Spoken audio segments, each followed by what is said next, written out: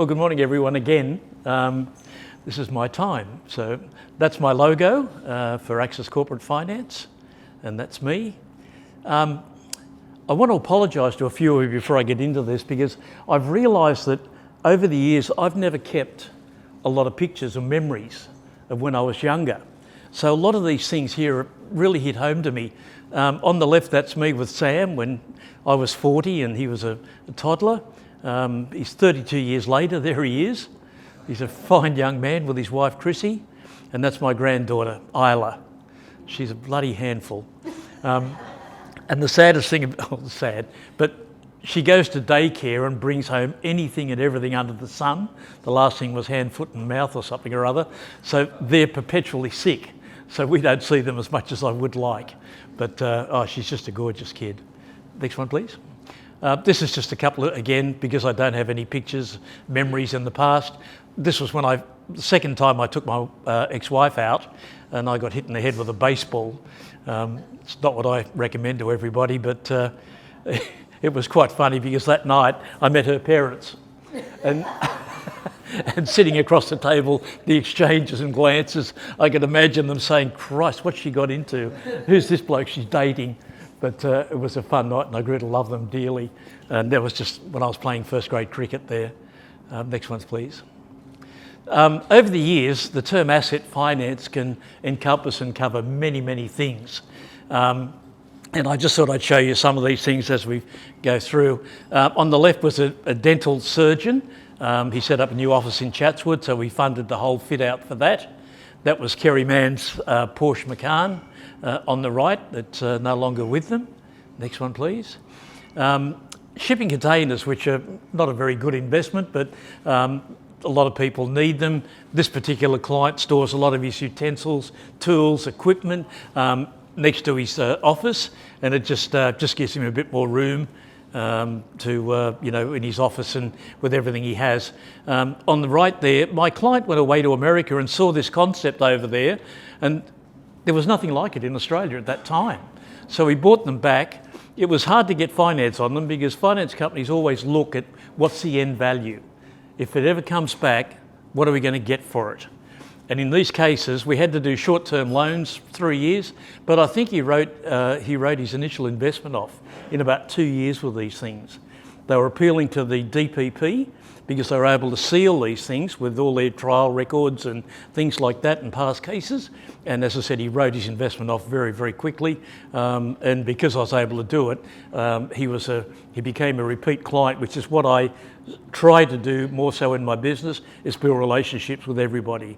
I want them to come back, and at the moment I probably run about 85% of repeat business. So that's what you strive for when you're in business. Next one, please. We've got clients in woodworking. This is some special sort of machine that he uses. This particular client does staircases, balustrades and that sort of thing. Been in business for a long, long time, and he's kicking goals big time at the moment. The other one, the Shigeya there, is for someone who supplies a lot of lathes and things like that to the motor trade. He's been a long-term client as well. Pardon me. This next client, he's in a bit of trouble at the moment. He spent $1 million buying these 8-lane machines that were pumping out all these food packaging products. The people that he tooled up for, if I could use that word, suddenly cancelled the orders in China. So suddenly he's got all this exposure and money going out a month. But this stuff is, he had to buy this equipment because putting out eight times the normal workload of other stuff, he was able to get rid of a lot of employees. And that sounds terrible, but he was able to downsize considerably because you don't need the manpower to do it. It can run all night. They were running 24/7, and he was kicking goals. He was making over $1 million a month, and that's come down by about a quarter now. So he's really struggling. We're refinancing properties and things like that to help him out. So next one, please. Same client, another one of these new machines, incredibly fast. He has his own in-house people, but there's warranties with this sort of stuff. But the potential and the output of this stuff, when the orders are there, are phenomenal. And he's very, very good at what he does, has a great record out in the industry. Next one, please. Now, this client does they're involved in wire mesh. And this fine wire mesh is used in things like catalytic converters, but they've also done bigger kind of things for security on the Harbour Bridge and on the, what's it, not Cremorne, near North Sydney there. Anyway, there's another bridge down there and they put security things down there as well. They've been around for a long, long time and they're doing very well as well at the moment. Next one, please. Now, this one on the left, this is really quirky. This is a motorhome. Bought in a company name. You ask yourself, how the hell are they going to earn money out of that? But what they did, they put their banners on the side of it. They go away on weekends and they're looking for drivers. Makes sense? So they were able to write this off and claim it. And her husband died and she's going through a tough time at the moment, but she's a lovely woman, the lady that's doing it. On the other side there, my client was looking at getting into a partnership with this Diamond DA40. It was $1 million jet. They were going to syndicate it, and it all fell in a massive heap. And thank God, because it would have been the hardest thing to arrange finance for at the last minute, because there were two different characters and it would have all turned to poop. So I was kind of glad that one didn't go ahead. Next one, thanks. This is one of my clients that I got through someone in B&I here, Palmer's Relocations. They're doing incredibly well at the moment. They've set up an office in Melbourne and also in Queensland, and through all the COVID and whatever, they're powering ahead, which is really good. We've got a $500,000 forklift coming up very soon, and also they're getting a big truck anytime now. Funny times at the moment. The client rang me a little while ago and said that when I quoted on the truck, he said, "You're too expensive." He said, "I got a quote on this a little while ago." I said, "Well, that might have been the case then, but the thing is now." But in finance, sometimes it's what I call hypocrisy. He's with the ANZ, and I refinanced a whole lot of loans for these guys sometime before, and the ANZ was the people that they were with, and they got in trouble at one time, and the bank said, "No, we're not doing anything for you." So now they bank with the ANZ. Go figure. So I said, "Mate, this is my quote. I think when you get closer to the mark, we should requote again." So hopefully that's going to come up very, very soon. Next one, thanks. I did a car for one of my clients, and he was kind enough to give me a little glowing recommendation there. So that little car's on the market at the moment. So next one, thanks. Okay, these are the products that I finance. When I first got into finance, which I joined the ANZ Bank in 1964, and I was there for about 8 years. And in 1972, I joined AGC, who were at that time the largest finance company in Australia. Leasing was at that time the big product. Everyone leased. With a lease, you can't have equity in the car. Accountants and people love it, because if you were paying $1,000 a month over 12 months, that's your taxable income. You reduce your tax by $12,000. It was simple, very easy to do. Over the years, other products started, like a commercial hire purchase was what they did, and that was the flavour of the month until the Labor government, when we hit the GFC, started putting GST on top of the hiring charges. So suddenly that wasn't very popular, and then commercial loans or chattel mortgage evolved. Now they're only for business people. So people, well, I'll talk about leasing first. With a lease, you can have your lease for a period of up to 5 years. You must have a residual value on a lease, and the tax department set those percentages. So you claim your monthly payment on a lease.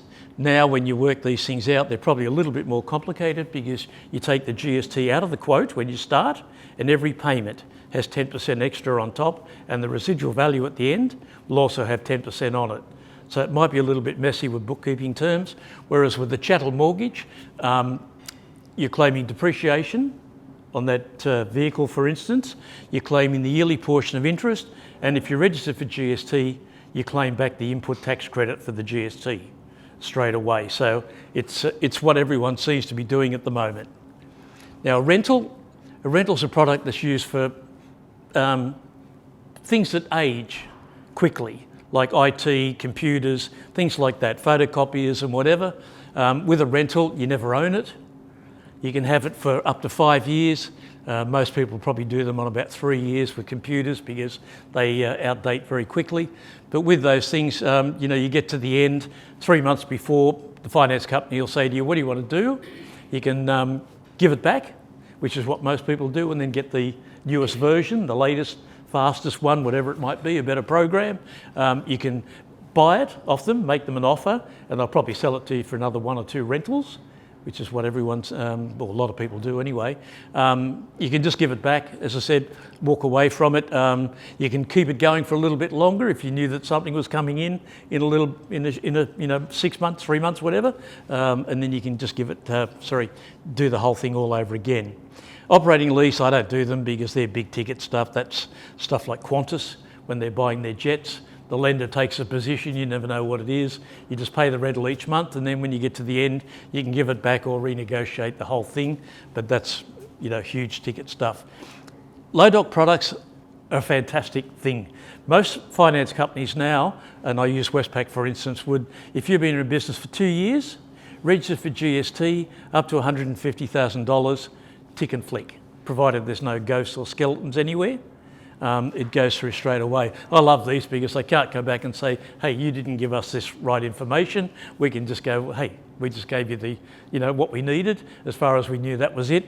It's a great product. They're a 2 or 3 hour turnaround, and it just helps you makes you look good out in the marketplace. So we love those, and they've all got them. The second tier people have even got them as well. They're dearer, but sometimes they don't always fit the the matrix of the prime lenders. So that's a great product out there. Next, thanks. Now this is huge. I talk about this every time I do my presentation because this credit score thing is what everyone uses now, and it's so important. And I'll just give you a quick scenario. I've got a client that's in radiology. He's got 5 issues on his credit file, which were brought about by staff issues. He put people off because someone ripped him off, but that person took him to court. Because he's perceived to be bigger and a huge conglomerate, they went against him. So now he's got 5 issues on his credit file. This guy was worth 18 million a while ago. Now he's down to about 6 because he shut down 8 outlets through Victoria, and he's only got 1 in Queensland now. I'm trying to do $500,000 worth of, $50,000 worth of software, and I'm having a hell of a job because they're just seeing all the stuff on there, even though we've got supporting documentation to say it was done through liquidators and everything else. He's done the right thing, paid everybody. There's still a cloud over him. He's obviously had some issues and his turnover and everything's down, but that credit file has stuffed him completely, all this stuff that's out there. Next thing, thanks. These are some of the lenders, or basically all the ones that we use now. The first half a dozen are probably the prime ones. The only one that's not on there as far as with what we do is the Commonwealth Bank. They're a front for the CIA, they're not a finance company. But they do have good rates from time to time. But they came to us one time and said, if you give us applications and you certify them and say that you're happy with the credit of everything, we'll write the deal. And I thought, cripes, you've got to be kidding. If something comes out of left square, if a bloke divorces his wife or something like that, it's going to, you're going to end up with egg all over your face, and it's always the broker they come after. So we won't go anywhere near them, and their paperwork is terrible. But they have fantastic rates from time to time. So they're the prime ones, and these are the second tier guys. Their rates are a little bit more expensive, but sometimes they're a bit more lenient. They'll do things that others won't do. So you've got to have them as options. Next one, thanks. This is the world we live in now. There's waiting periods on all new cars. 2 to 6 months is probably something that is probably even very, very conservative. The instant tax write-off is still there till 2023, up to 150,000. Prices of used cars now have gone crazy, although I think that's stabilising a little bit now because I've got people that are saying they're trying to sell their cars, but the market seems to have slowed down. There were stories about people trying to buy a Toyota Land Cruiser, and the dealer have offered a client an extra $30,000 to cancel the order. It's supply and demand. There's no cars for 4 years in some cases, 2 to 4 years. You just can't get them. So, and I've picked up a little bit now, so I'm just wondering whether the market has changed and if things are a little bit better. So I'm hoping that's right. And we've got this huge fascination with the ute sector in this country. These Ford Rangers and Hiluxes and stuff like that, they're everywhere. I don't know what it is, but that's the trend here. So next. Because of our size and the volume we put out, we get a lot of lenders coming to us with products. This is just something like that client I was telling you about in food packaging. They buy their machines from overseas. And sometimes you've got to say to them, look, you've got to pay for this thing. When it arrives here, then we can inspect it and then we'll give you your money, give you money back. But a lot of these companies are coming out and saying, all right, well, we'll do something like an LC. We'll let you buy it overseas, and when it comes here, we'll convert it to a commercial, chattel mortgage. So this is just because of the fact that we pump out a lot of business, that we get all these proposals put to us. So that's another one, thanks. This is something that hit home to me the other day. I drove into our building and suddenly there's electric vehicles being charged everywhere. And I just thought I'd show you that because it just seems to be this trend now that we're on low emissions and things like that. I just thought I'd put that out there. And also underneath that, the Commonwealth Bank have reported that their asset finance section is off its face. They reckon they're writing heaps of business. It's mainly in the property, building, portfolio, that area of business, but they say things are great. So let's hope that continues and keeps going. Next one, thanks. Oh, that's me. So if you know anyone in business that's talking about buying, replacing, and I can help people buying a new vehicle through associates I have. Mind you, I don't know how big their discounts are at the moment because it's supply and demand. Because there's such a shortage of cars, they will get a little bit of a concession on that, but not as good as it used to be. So, but they might find it, because they buy so many cars, they might find it a little bit quicker for you. So if you know anyone in business that's looking to buy, replace, upgrade, I'd love a chance to talk to them. Thank you.